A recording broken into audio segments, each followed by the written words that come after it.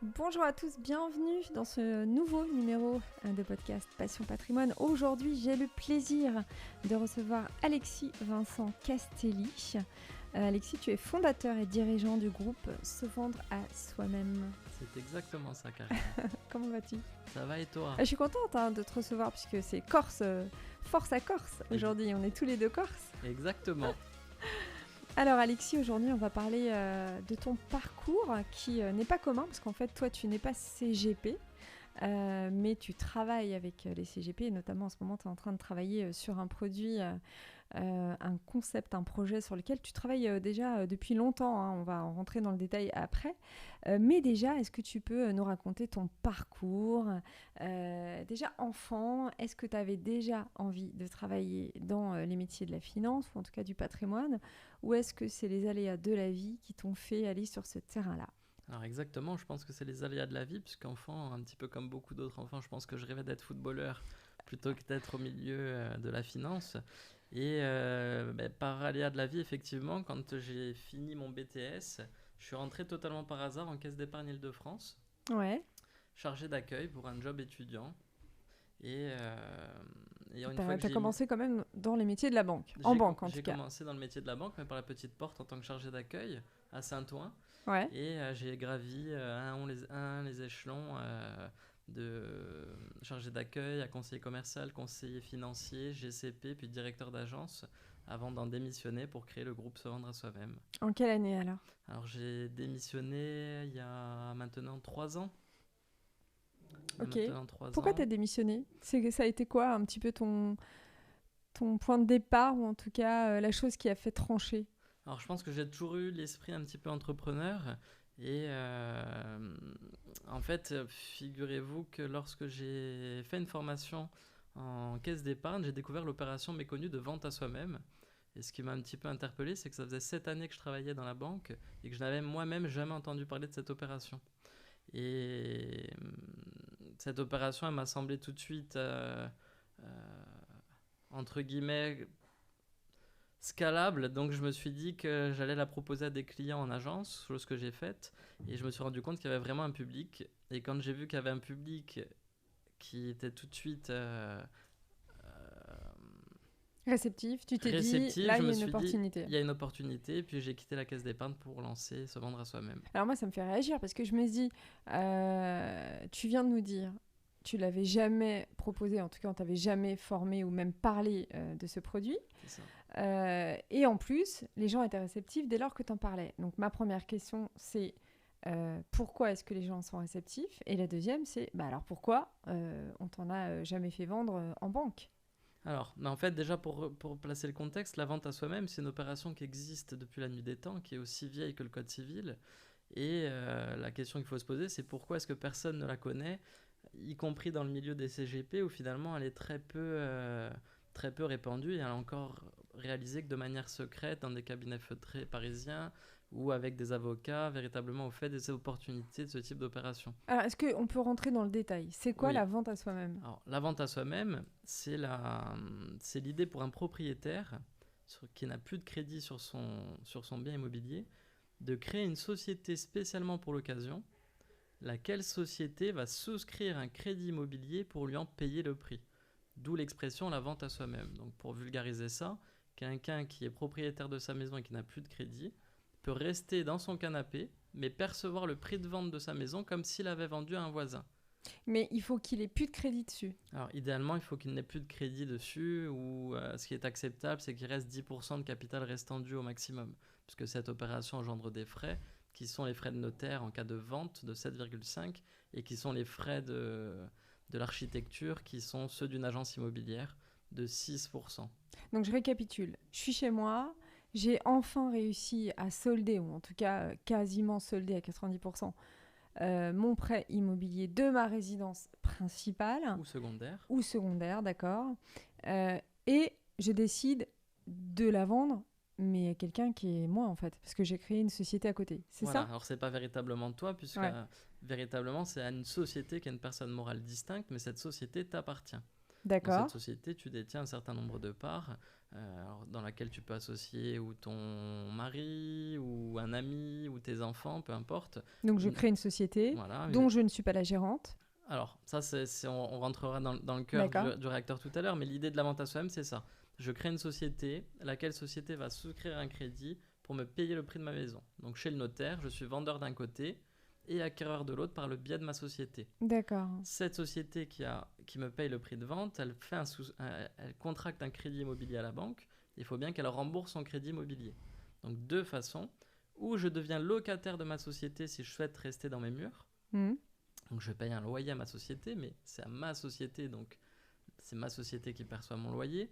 Ou je loue le logement à un tiers. Si par exemple, on parle d'une résidence secondaire, c'est peut-être déjà un locataire qui occupe ce bien et qui va payer le crédit immobilier. L'avantage de cette opération, c'est qu'il permet de répondre à un besoin important de trésorerie en bénéficiant de la longue durée du crédit immobilier, des meilleurs taux du marché, et par effet ricochet, c'est une opération qui permet d'organiser avantageusement une succession au coût fiscal de 7,5% qui sont ceux d'une vente, en lieu et place des droits de succession qui peuvent monter jusqu'à 60% en France. Alors attends, que je comprenne bien. Je suis maman, j'ai un certain âge et je veux faire justement ce genre j'ai ce genre de projet. Donc, je suis propriétaire de ma maison, mais propriétaire aussi d'un appartement à côté et je veux y mettre ma fille, mon fils. C'est possible ça ? Donc, je monte une société. On va voir tout à l'heure comment on monte la société. J'y place mon fils. Je suis propriétaire de la société qui prend un crédit pour m'acheter cet appartement. Et c'est donc cette société qui va me rembourser chaque mois mon crédit par l'intermédiaire d'un loyer. Pas du tout. Pas du tout. En fait, peut-être que l'objectif, c'est qu'effectivement, il y a deux objectifs là. Premier, c'est je veux mettre mon fils dans cet appartement. Donc ça, à l'instant T, il y a la possibilité de mettre le fils dans l'appartement sans faire de vente à soi-même. La question, c'est... Ah, mais j'ai entendu que si je payais en fait les loyers alors que mon fils a son adresse fiscale à cet appartement, je pouvais me faire catcher par les impôts. Donc c'est aussi un très mauvais calcul. Il faut faire très attention quand on veut mettre un de ses descendants dans un appartement. En fait, il y avait deux questions là. La première, c'est est-ce que j'ai besoin de trésorerie ? Donc, est-ce que j'ai besoin de monétiser cet appartement ? Alors, plusieurs objectifs à ça. Peu importe si mon fils habite ou non dedans. Est-ce que j'ai besoin de me dégager ? Alors, combien vaut cet appartement ? On rentre dans le concret. À combien est-ce que tu estimes cet Admettons appartement ? 270 000 euros. Allez, voilà. Donc, peut-être que l'idée, c'est j'ai besoin de 200 000 euros pour faire une donation à mes enfants. J'en ai deux, je veux leur donner 100 000 euros tout de suite parce que j'ai besoin de payer leurs études. Ils veulent aller étudier en Suisse ou peut-être qu'ils ont besoin d'acheter leur propre appartement mais qu'ils n'ont pas l'apport nécessaire. Et on voit qu'aujourd'hui, les banques demandent de plus en plus d'apports. Donc, c'est où je sers l'héritage à mes enfants le jour où ils n'en ont plus besoin. Ils seront déjà établis dans la vie dans le cadre de la succession classique. Ou je décide de monétiser mon patrimoine tout en le conservant dans la famille par le biais d'une société. D'accord. Donc, si on emprunte le chemin de la vente à soi-même, cet appartement, cette dame va le vendre à sa société. Elle va percevoir les fruits de la vente sur son compte. Donc, 100 000 euros tout de suite. Plus que 100 000 euros. 200, alors, 270. On peut faire du sur-mesure puisqu'on peut adapter la demande de crédit en fonction des capacités de remboursement de la dame. D'accord. Mais l'idée, admettons qu'elle ait une capacité d'emprunt maximum, elle va récupérer 270 000 euros. D'accord. Donc ça, premier intérêt, il est là. Deuxième intérêt, c'est que cette société qui lui a payé le prix de vente, elle a contracté un crédit de 270 000 euros pour pouvoir les lui payer. Là, tu me dis, son fils va occuper le bien. Aucun problème. Néanmoins, cette société, elle va louer le bien à son fils.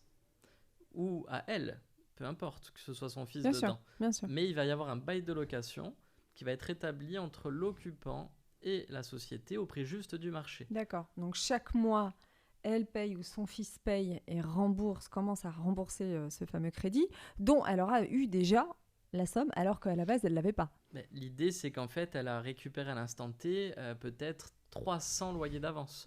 L'idée, c'est véritablement de se dire... aujourd'hui, oui, j'ai des loyers qui tombent, qui sont fiscalisés, et finalement, avec 800 euros par mois, c'est pas ça qui me permet de payer les études de mes enfants. Et là, l'idée, c'est véritablement de capitaliser en une fois, par le biais de la vente, une somme conséquente qui va permettre de répondre à un certain nombre de projets. Et la mise en location va permettre de rembourser en tout ou partie l'emprunt immobilier contracté par la société.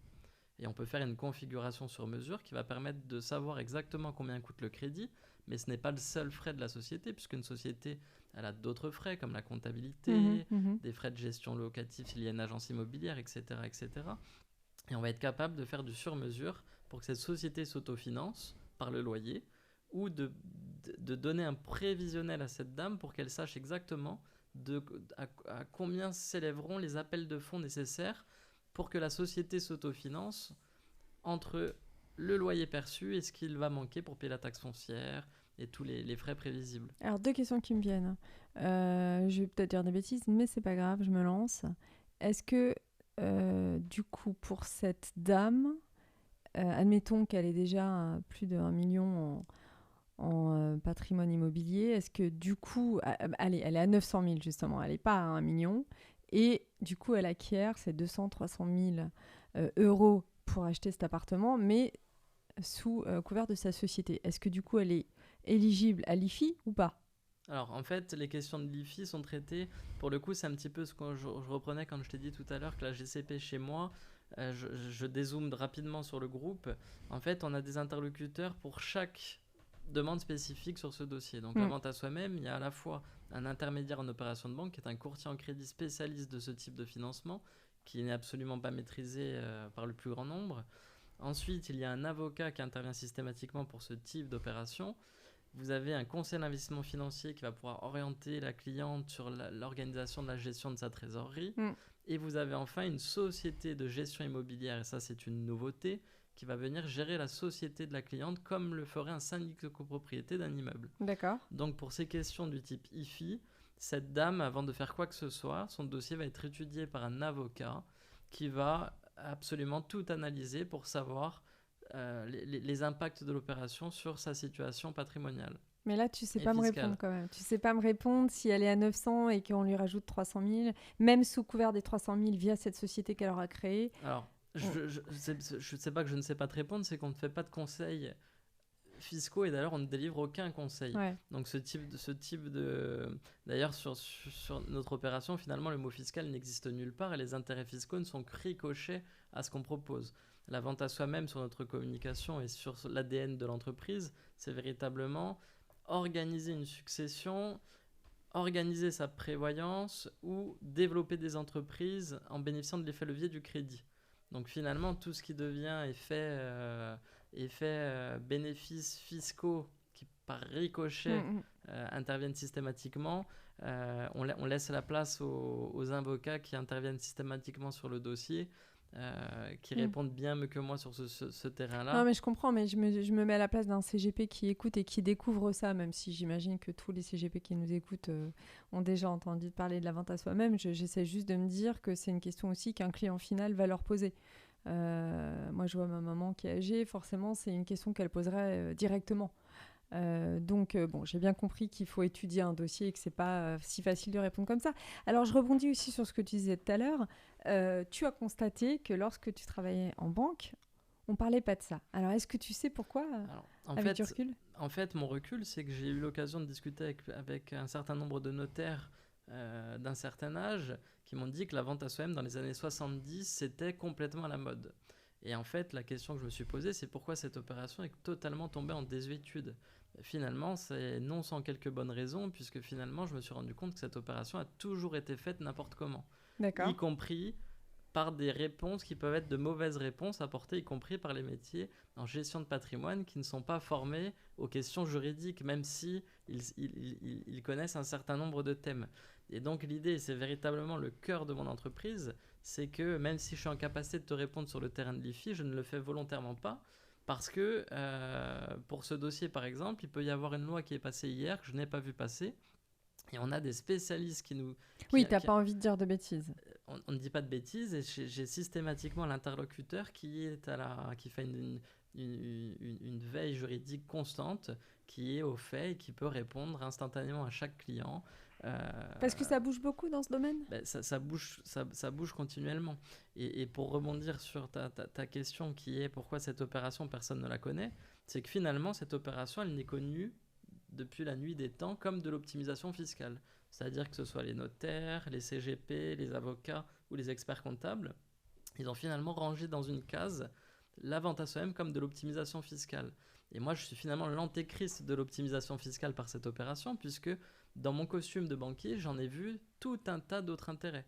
À commencer par le groupe se vendre à soi-même, qui sur le papier paraissait complètement fou à la banque, y compris pour un banquier qui avait besoin de lever 1 million d'euros pour développer cette activité.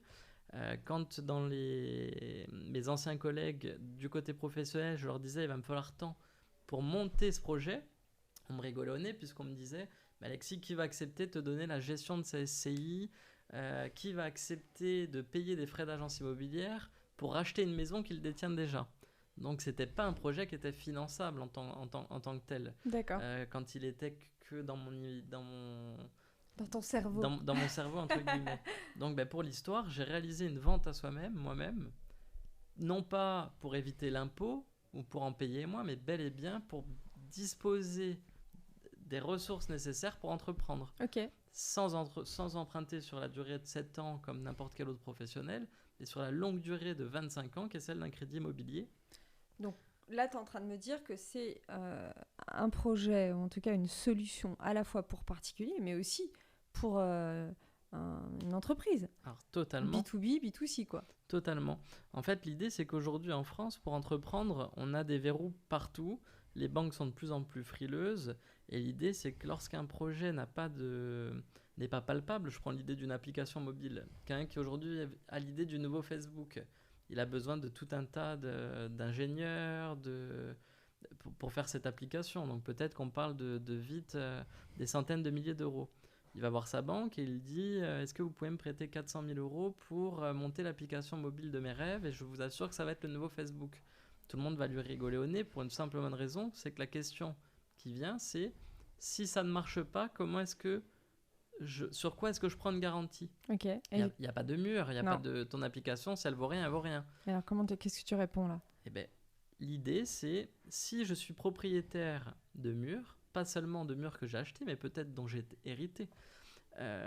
L'idée, c'est de faire d'un pays de propriétaires qui ont un patrimoine immobilier qui dort, d'en faire un pays d'entrepreneurs avec un patrimoine qui ne dort plus, mais qui devient dynamique. D'accord. Et il devient dynamique si on le monétise, parce qu'avec de l'argent, on peut faire tout un tas de choses, surtout lorsqu'on bénéficie de l'effet levier du crédit immobilier, qui permet d'emprunter sur les durées les plus longues, au meilleur taux du marché, et en offrant des garanties qui sont palpables, qui sont celles des murs. Alors là, j'ai pas envie de te mettre dans l'ennui, mais je me dis c'est un petit peu compliqué en ce moment avec les taux de crédit qui sont quand même assez hauts. Comment tu arrives à t'en sortir ? Enfin, comment est-ce que tu navigues ? Alors en fait, on a créé un configurateur qui a mis du temps à être mis au point, qui permet de véritablement jouer avec le configurateur. Et on va être capable d'adapter n'importe quel projet à n'importe quelle situation. Donc on personnalise véritablement l'aspect financier de l'opération et en quelque sorte on prend de revers le modèle que tout le monde connaît qui est le viager. D'accord. Donc le viager, ça nous permet de récupérer un bouquet. Si la maison vaut 1 million d'euros, peut-être qu'on ne récupère que 300 000 euros et ensuite on a une rente qui tombe. L'idée de la vente à soi-même, c'est que je peux faire exactement pareil. La maison vaut 1 million d'euros, alors pas exactement pareil, mais à peu de choses près. Si la maison vaut 1 million d'euros, on peut demander un crédit bancaire qui n'est que de 300 000 euros, c'est-à-dire la somme que je peux emprunter par rapport à mes revenus si je reste dans mes murs. Les 700 000 euros ne s'envolent pas, c'est un crédit que j'accorde à ma société qui me le devra in fine, c'est-à-dire qu'elle me les rendra lorsqu'elle aura fini de rembourser le crédit immobilier. D'accord. Donc l'idée, c'est qu'on peut véritablement, y compris si les taux montaient encore, adapter le projet de façon à ce qu'il rentre dans les clous bancaires. La seule difficulté pour le client ou le seul inconvénient à la montée des taux, c'est que le client aura toujours un petit peu moins. Plus les taux montent, forcément, plus la capacité d'emprunt permet d'emprunter une somme relativement plus faible au fur et à mesure que les taux montent. Toi qui as de l'expérience justement là, sur les deux, dans ces deux cas, les taux justement d'emprunt versus les entreprises ou vers les particuliers, c'est les mêmes ou c'est Alors, c'est pas les mêmes. Donc Ouais. là, encore une fois, si tu veux, on a de toute manière sur l'argumentation d'un professionnel, on se retrouve de toute façon à des taux qui restent inférieurs à ce qu'on emprunte sur le marché des pros. Bon, donc est-ce qu'on s'y retrouve pas en fait Alors, on s'y retrouve, mais là, on était vraiment dans sur le cas l'aspect du B2B, ouais. sur Ok. l'aspect entreprise. Ouais. Ok. Donc, tu nous disais que lorsque tu étais en banque, tu as constaté que ces produits, enfin en tout cas ce processus, on n'en parlait pas parce qu'au fond, on ne le maîtrisait pas. Alors, c'est pas qu'on le maîtrise. Alors, déjà, on le maîtrisait pas, mais il y a surtout la vente à soi-même, elle est suspectée systématiquement d'un halo de fraude. Ouais, absolument. Ouais. C'est Oui, on a l'impression que c'est une combine en fait. Exactement, alors que la vente à soi-même, c'est un outil qui est légal, Et qui existe depuis parfaitement longtemps en légal, qui plus. existe depuis longtemps, mais qui a toujours été véritablement mal réalisé. Par exemple, ça n'a jamais aucun avocat ne s'est posé la question de servir un prévisionnel à un client qui l'engageait dans une vente à soi-même, qui consiste quand même à transformer de la pierre qui est une valeur refuge, c'est d'ailleurs le mot du moment. En quelque chose qui... Enfin, on a l'impression que ça ne nous appartient plus. Mais c'est surtout que c'est surtout que de l'argent, et là les GCP ont un rôle à jouer là-dessus. Les CGP. Les CGP, parce que la question de la vente à soi-même, c'est l'utilisation raisonnée de la trésorerie derrière. Donc quelqu'un qui ferait n'importe quoi avec son argent, il a un loyer à payer pour être chez lui. Ah, il pourrait perdre sa maison en fait.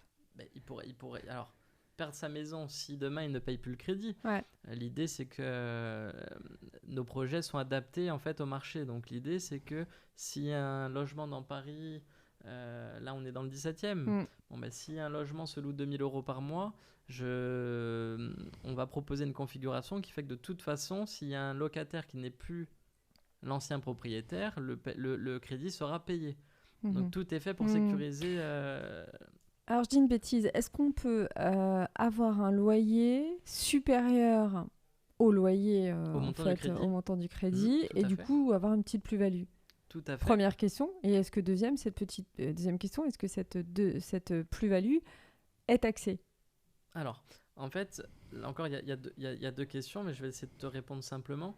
Je vais prendre un exemple concret, c'est un dossier qu'on a en cours. En Corse, il y a des maisons qui de manière saisonnière, se louent extrêmement bien. Ouais. On vient de réaliser une opération où le client reste dans ses murs grosso modo, les seules fois où il n'est plus dans ses murs, c'est sur la période de juin, juillet et août. C'est la période où il ferme son entreprise et où il part en vacances.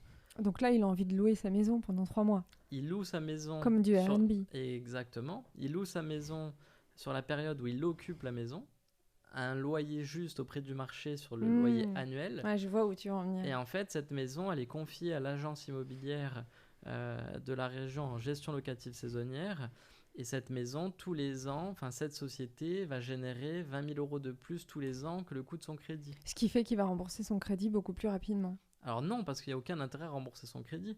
L'idée, c'est que par contre, la société va faire des bénéfices, va avoir de la trésorerie, et il va pouvoir récupérer cette trésorerie s'il le souhaite. D'accord. Alors là, encore une fois... tu dis ça qu'il n'y a aucun intérêt à rembourser son crédit, mais dans la mentalité de certaines personnes, peut-être qu'ils seront contents une fois qu'ils seront réappropriés leurs biens, non? Non, parce que la vente à soi-même, c'est véritable. Alors moi, si tu veux, je suis vraiment dans cette idée qu'aujourd'hui, le monde change, la société Oui, il n'y a évolue. plus rien qui nous appartient.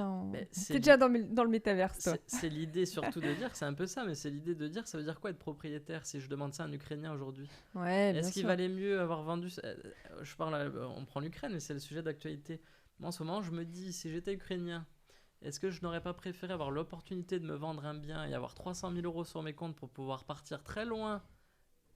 Oui, mais je comprends, Alexis. Mais la seule chose que je me dis, c'est j'essaie toujours de devancer les questions des clients des CGP ou des entrepreneurs qui voudraient passer par la vente à soi-même, justement, pour effectuer ce projet, cette démarche, en fait. Parce que c'est des questions que je pense que beaucoup d'auditeurs se posent, en fait. Bien Et sûr. tu l'as dit toi-même, ça répond quand même à une espèce de peur. Oh, je suis plus chez moi, en gros. Donc, En fait, je suis plus chez moi. dans les faits, mais dans les faits, je suis dans ma société. Légalement, voilà, absolument. La société m'appartient. C'est simplement une question d'usage et de propriété. Je ne suis plus propriétaire en tant que Karine, je suis propriétaire en tant que SCI Karine. Ouais. La SCI Karine, c'est Karine. Oui, mais tu disais tout à l'heure que, puisque là on rentre vraiment dans le détail, il fallait quand même qu'on nomme un tiers à la tête de cette société. Alors pourquoi déjà juridiquement ? Est-ce que tu veux que je détaille, parce que sinon ceux qui nous écoutent vont plus comprendre. Donc l'idée, c'est que déjà pourquoi les banques ne la pratiquaient pas, pourquoi le monde de la gestion de patrimoine ne la pratique que de manière confidentielle, et pourquoi finalement cette opération est tombée en désuétude alors qu'il y a des années elle était pratiquée couramment. Premièrement, cette opération elle est répandue dans les pays anglo-saxons. Okay. Chez les anglo-saxons, c'est une opération courante, la vente à soi-même. Ouais, c'est pas la même culture aussi. Hein. C'est totalement pas la même culture, et c'est ce que moi j'aimerais amener en France, et ce que je vais essayer de faire, et je vais réussir à le faire, je pense. c'est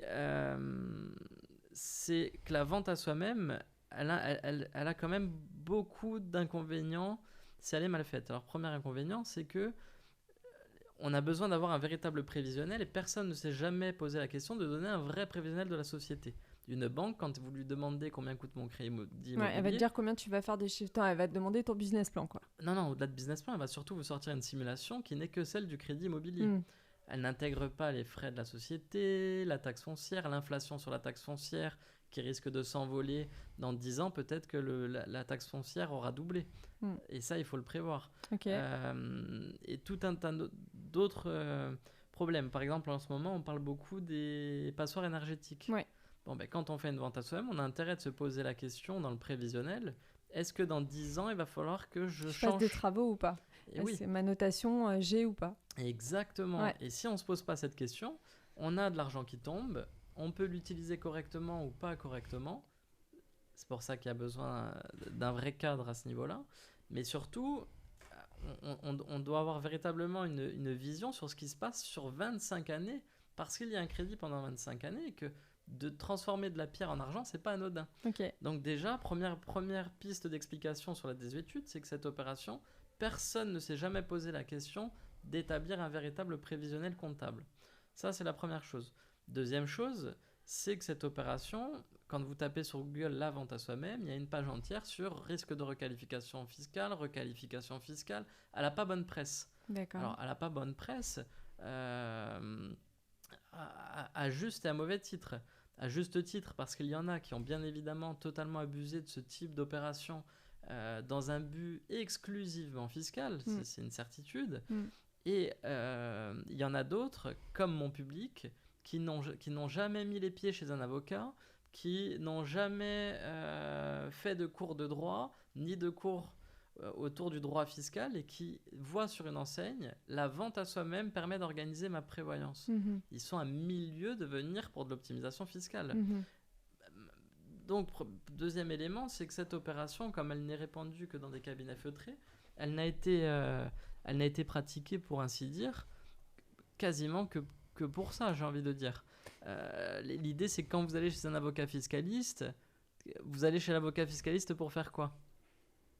Bon bah oui, essentiellement, c'est comment est-ce que je peux éviter pour payer le moins d'impôts possible. Voilà, alors ce qui est rigolo, c'est que je me suis moi-même posé la question quand je me suis dit, je vois qu'il y a un marché potentiel gigantesque qui est 1000 fois supérieur à celui du marché immobilier pour les agences immobilières classiques, traditionnelles, puisque je m'adresse à 27 millions de propriétaires, dont 4 sur 10 n'ont plus de crédit sur la résidence principale, et donc 99 sur 100 n'ont jamais entendu parler de cette opération. D'accord. Et en fait, ce qui est intéressant, c'est qu'en discutant avec des notaires, des avocats, des experts comptables et toutes ces professions, je me rends compte qu'à l'école, ils ne connaissent la vente à soi-même que sur un chapitre, c'est l'optimisation fiscale. Mais moi, lorsque j'ai découvert ce projet, je me suis tout de suite mis dans ma tête d'entrepreneur. J'ai 35 ans, je suis propriétaire et je suis assis sur quelques centaines de milliers d'euros. Est-ce que je peux en faire quelque chose ? C'était pas du tout je vais avoir des enfants, je vais déjà pouvoir non, là c'était vraiment l'entrepreneur qui réfléchissait. Et du coup je me dis on a bien compris vraiment maintenant comment ça marche, le concept, on a bien compris aussi les conseils qu'il faut prendre. Comment est-ce que je suis CGP, j'ai besoin justement un petit peu, enfin j'intègre que là en plus je peux un petit peu développer mon portefeuille de compte client avec ce produit qui va séduire une certaine partie de la population qui, si je comprends population professionnelle ou particulière, qui, si je ne m'abuse, aura à la fois satisfaction sur son besoin de placer tout de suite dans l'immobilier, enfin en tout cas garder son patrimoine, pierre, papier, vraiment ce qui est sécure et qui est très populaire en France, et à la fois avoir tout de suite du cash, enfin des liquidités, enfin en tout cas voilà, donc je trouve ça plutôt pas mal, on a les deux directement. Alors, non en fait, si tu veux bien, je vais rentrer dans le détail concret de ce qu'on propose pour les CGP qui nous écoutent. Donc l'idée, c'est que nous, on a totalement réinventé et surtout sécurisé cette opération pour régler tous les problèmes que cette opération posait et qui explique qu'elle était tombée en désuétude. Donc premièrement, on a un prévisionnel pluriannuel qui permet à votre client de savoir exactement où il va dans les moindres détails. Et surtout, on réalise cette opération de façon all-inclusive à la fois dans sa réalisation, mais la nouveauté, c'est qu'on reste aux côtés de nos clients, puisqu'on a créé une société de gestion qui agit comme un syndic de copropriété de la société et qui va permettre de faire infiniment mieux qu'un testament, puisqu'on va pouvoir écrire dans les statuts de la société dès sa constitution le testament de vos clients. Donc pour faire simple, et là on rentre dans des avantages de l'opération et vous allez comprendre qu'ils sont très loin de des simples bénéfices fiscaux qui en résultent. Là on est sur la succession. Là, hein. Succession exemple. Rappelle-nous le ratio, on est à combien de pourcentage versus combien ? En fait les droits de succession en France peuvent aller jusqu'à 60% entre neveux et nièces par exemple. Si on parle de succession directe. Succession directe. 45, 40, 45. Ça va très vite. En fait, il y a des tranches, c'est un barème progressif. Ouais. Donc, on peut donner 100 000 euros sans imposition. Et puis ensuite, il y a des barèmes 20, 30, 45. Et ça monte. Du coup, l'idée, c'est que, par exemple, une famille qui a 4 enfants. Je prends le cas de la Corse, mais c'est des cas qu'on retrouve partout ailleurs. Mais en Corse, tout le monde est très attaché au patrimoine immobilier. Ouais. Souvent, c'est des biens qui sont transmis de génération en génération. Et moi qui ai évolué pas mal de temps dans une banque en Corse, je me suis aperçu qu'il y a beaucoup de familles qui sont riches de patrimoine immobilier, mais qui ne mènent pas la grande vie. C'est-à-dire qu'ils n'ont pas grand-chose sur les comptes. Par contre, ils n'ont jamais eu l'idée de dire on cède un bien immobilier pour avoir de l'argent. Parce qu'ils préféraient se dire la maison de ma grand-mère, elle ira à mes enfants et mes enfants la transmettront à leur tour, etc. Alors là, il y a deux difficultés qui se posent dans des grandes familles ou dans des familles recomposées. On sait qu'il y a beaucoup de divorces, beaucoup de familles recomposées, ça soulève un certain nombre de problèmes qui peuvent être facilement résolus par la vente à soi-même. Un cas concret. Une famille qui a 3 appartements, un à Bonifacio, un à Porto Vecchio et un à Bastia. 4 enfants. 2 des enfants qui veulent Bastia. Par contre, les 4 enfants disent à leurs parents le bien de Bonifacio, on a tous envie de l'avoir. D'accord. Comment on partage ? On est obligé de vendre normalement et diviser par 4. Ce qu'on peut diviser facilement, c'est de l'argent. Ouais, mais pas un bien. L'idée de la vente à soi-même, c'est qu'on va monétiser le bien immobilier de Bonifacio en le mettant dans une SCI qui va acheter ce bien à crédit. Les parents qui vont recevoir le prix de la vente vont pouvoir diviser à parts égales en argent et organiser la transmission d'argent s'ils le souhaitent de leur vivant ou non. Alors qui rembourse ? L'appartement de Bonifacio, on revient à ce qu'on a dit en début de d'émission, c'est où un des enfants est dedans et il paye un loyer, ce qui est juste, puisqu'il a des frères et sœurs et que l'héritage, il n'est pas qu'à lui, il appartient à tout le monde dans l'indivision. Sauf que si le bien est dans une SCI, il n'y a plus d'indivision, puisque les parents peuvent partager la SCI en 4, en 5, en 6, en 8 ou en 10, parce que des parts de société, on peut les diviser facilement, ou les partager facilement. L'innovation, c'est qu'au décès des parents, cette société, elle n'est gérée par aucun des enfants.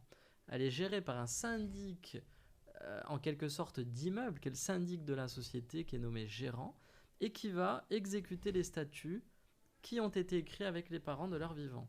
Moi, j'ai envie de dire aussi que je pense aux particuliers, mais aussi aux CGP qui parlent à leurs particuliers. C'est un peu une façon de s'enlever un souci ou un tracas de la tête, non ? C'est totalement ça.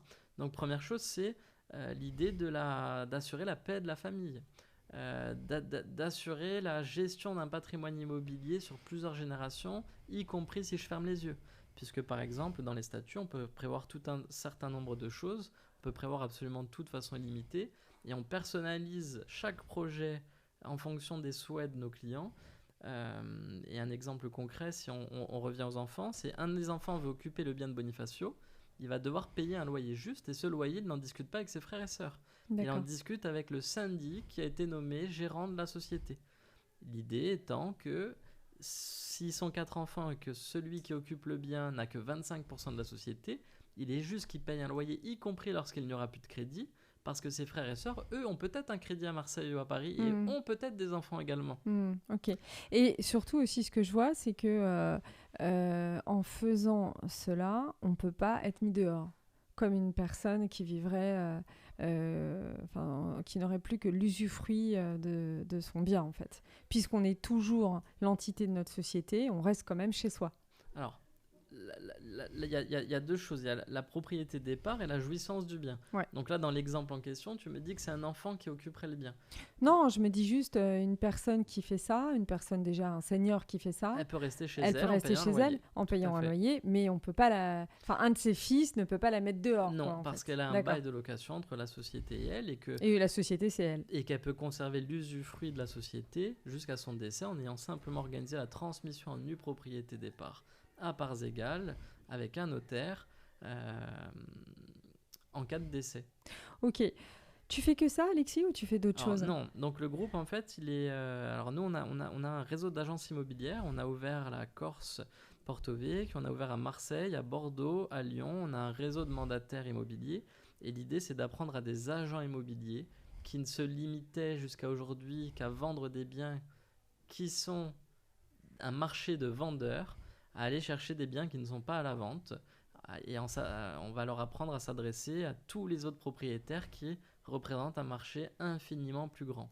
Mais alors, du coup, tu te places dans un CGP là, qui cherche justement un nouveau produit. Tu te mets plutôt dans tout ce qui est immobilier ou placement, parce que tu ne fais pas des fonds. Donc, en fait, on a le groupe de sociétés composé en 4 branches. Il y a la structure transaction et gestion, donc c'est les commerciaux de l'entreprise qui font à la fois de la transaction immobilière, donc de la vente classique, comme n'importe quelle agence immobilière, qui ont un produit spécifique, c'est la vente à soi-même qui est le produit nouveau. Donc cette agence immobilière, c'est ni plus ni moins qu'une agence immobilière qui a un produit qui est la vente à soi-même quand d'autres ont un produit qui est le viager. D'accord. Donc on est quand même dans une démarche d'une personne qui veut faire de l'immobilier, qui veut rester dans l'immobilier. On n'est pas... Ça, c'est le modèle économique d'ouverture d'agence. Ensuite, on a une deuxième branche qui est IOBSP, donc intermédiaire en opération de banque, qui intervient à la fois dans l'architecture de la vente à soi-même, donc dans sa réalisation all inclusive, mais qui va aussi aller chercher des crédits classiques pour nos agents immobiliers qui ont des acquéreurs qui veulent acheter un bien tout court. On va pouvoir leur trouver le crédit. Et ensuite, la troisième branche, c'est qu'on a l'activité de CIF, comme n'importe quel CGP, pour pouvoir accompagner nos clients à la fois vendeurs de manière classique ou vendeurs à soi-même, entre guillemets, pour les accompagner sur la gestion de leur trésorerie ou sur les conseils sur des conseils d'investissement financier. L'idée étant qu'aujourd'hui, on veut que ce produit soit commercialisé par le plus grand nombre et qu'on est bien évidemment ouvert à contractualiser la possibilité pour des CGP de vendre notre service. Alors l'intérêt pour un CGP de s'adosser à notre marque avec un contrat qui peut être un contrat d'agent commercial, ce qui est possible pour tous, c'est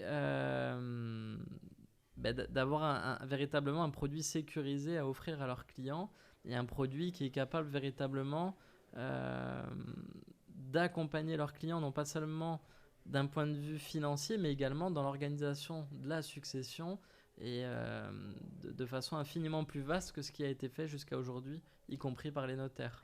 C'est quoi le profil des CGP qui vont sur ce produit, qui viennent à toi, qui sont curieux t'as fait un panel un peu? Et ben pour le coup, on vient de faire un séminaire avec Alliance Vie et Conseil sur la Corse. Donc on a reçu sur Porto Vecchio une trentaine de CGP Alliance Vie et Conseil. Ça s'est extrêmement bien passé et on va passer à la suite puisqu'on est invité sur Marseille pour former 2 groupes de 30 personnes à la fin du mois. Donc pour répondre à ta question, c'est y compris aujourd'hui des marques qui voient un intérêt, c'est qu'aujourd'hui, une structure comme Alliance a à la fois la banque et à la fois a une volonté d'accompagner le client sur la gestion de sa trésorerie. Oui, je comprends. Ça, c'est ce que votre profil à vous. Moi, je voulais savoir le profil des CGP. Est-ce que les CGP qui se lancent dans leur cabinet, qui ont 30 ans, qui sont tout jeunes et qui ont plutôt un profil crypto, profil exotique, les produits exotiques, tout ça, ils vont être attirés par la vente à soi-même? Alors la question, ça peut être un débat, mais c'est pour toi, c'est quoi le métier d'un CGP? Pour moi, CGP, c'est ce Oui, il que... doit tout savoir proposer, bien sûr. Et au-delà de tout savoir proposer, c'est que le CGP, pour moi, c'est le chef d'orchestre de la famille qui va être capable de coupler à la fois ce qui intéresse le client, mais également de l'orienter. Vers ce qui lui correspond le mieux, en tout cas. Ce qui lui correspond et qui va être capable de l'accompagner. En fait, finalement, le CGP, pour moi, c'est véritablement l'idée du family office à la Suisse qui gère intégralement tous les sujets de la famille. Et pour moi, un des éléments clés du CGP dans une famille, c'est bien évidemment la transmission des biens immobiliers, l'organisation de la gestion des biens immobiliers et accessoirement la gestion de la trésorerie des clients. Mais pour moi, il y a véritablement un intérêt successoral pour un client qui vient consulter un CGP hors banque parce qu'il a besoin d'être orienté et qu'aujourd'hui, les gens vont de moins en moins chez le notaire et que le CGP devient à la mode et que le CGP, dans la tête de mes clients en tout cas, c'est véritablement quelqu'un qui maîtrise toute la sphère de la gestion de patrimoine dans sa globalité et qui va être capable de les accompagner sur des questions d'ordre de succession. Mais pourquoi toi, ça t'a parlé plus qu'un autre produit? En fait, l'idée de la vente à soi-même, c'est que déjà, mon ADN à moi, c'est que, alors on voit bien que j'ai quitté la caisse d'épargne, alors que je pense que j'avais une carrière toute faite, je gagnais déjà bien ma vie à 32 ans. J'avais ce besoin d'entreprendre et que finalement, j'ai découvert dans ma découverte de l'entrepreneuriat, j'ai envie d'amener cet ADN à d'autres. Et je me dis que tous les gens qui sont propriétaires peuvent du jour au lendemain changer de vie et se lancer. Mais toi, tu as eu excuse-moi, mais tu as eu un souvenir ou quelque chose dans ta vie par rapport à une maison, à un patrimoine? Tu as eu une déception, une mauvaise surprise ou non, c'est vraiment de façon totalement fortuite que tu es tombé là-dessus? Pas du tout. Alors moi déjà, la première question qu'on peut se poser, c'est comment est-ce que j'ai pu me vendre à moi-même un bien à 30 ans? Donc moi, Oui, c'est vrai. j'ai perdu mon papa très jeune. Donc j'ai hérité d'un patrimoine immobilier. J'avais 2 choix avec ce patrimoine immobilier. Ou je reste chez moi, effectivement, je gagne bien ma vie, j'ai pas de crédit, c'est super. Ou justement, je me dis, qu'est-ce que je peux faire pour finalement rendre ça dynamique et en faire quelque chose? Donc j'ai déjà eu cette opportunité-là pour me dire, enfin cette opportunité, cette vision qui m'a fait dire, moi je suis propriétaire, j'ai pas de crédit, est-ce que je peux en faire quelque chose? Donc ça c'est la réponse numéro 1. Réponse numéro 2, la Corse est déchirée par l'indivision. D'accord. Il y a énormément de familles qui se déchirent au décès du patriarche pour la pierre, et que moi, bien loin des cabinets feutrés qui ne réalisent cette opération que dans un point de vue fiscal, je me suis dit la vente à soi-même, c'est la réponse à ce fléau de l'indivision. Des patrimoines qu'on n'arrive pas à partager, mon frère veut vendre, moi je ne veux pas vendre, mon frère occupe le bien mais paye pas de loyer, c'est toujours moi qui paye la taxe foncière, ou ces biens qui de génération en génération se retrouvent au bord des routes, fermés, faute d'avoir trouvé des solutions, j'y ai vu la vente à soi-même. D'accord.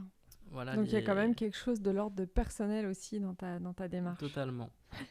Aujourd'hui, donc, tu as monté ta société depuis combien d'années, hein? Tu l'as dit, c'est assez récent en fait, hein. Bah, ça va faire 4 ans maintenant. Ouais. Mais il a fallu 3 années pour développer le service. En même temps, tu as eu le temps, hein. Ah, il y a eu le Covid.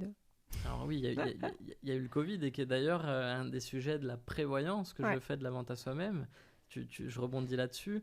Quand j'ai vu tous ces restaurateurs qui, d'un coup, se retrouvent rideau fermé et à qui les assurances disent « Vous n'aviez pas bien lu votre contrat, ça fait 10 ans que vous payez, il n'y a jamais eu 1 euro d'impayé. Mais là, sur la perte d'exploitation, vous n'êtes pas assuré malheureusement, mais il faut continuer de payer votre loyer. » D'accord, ouais. Mais ces restaurants dans Paris qui ont des loyers à 20 000 euros et qui pendant 6 mois devaient décaisser 20 000 euros sans 1 euro de chiffre d'affaires, c'était compliqué. D'accord. Je dis à ces restaurateurs, si vous aviez eu l'opportunité de vous vendre vos murs quand vous êtes propriétaire, vous auriez eu l'argent requis sur le compte pour faire face et on aurait évité des faillites.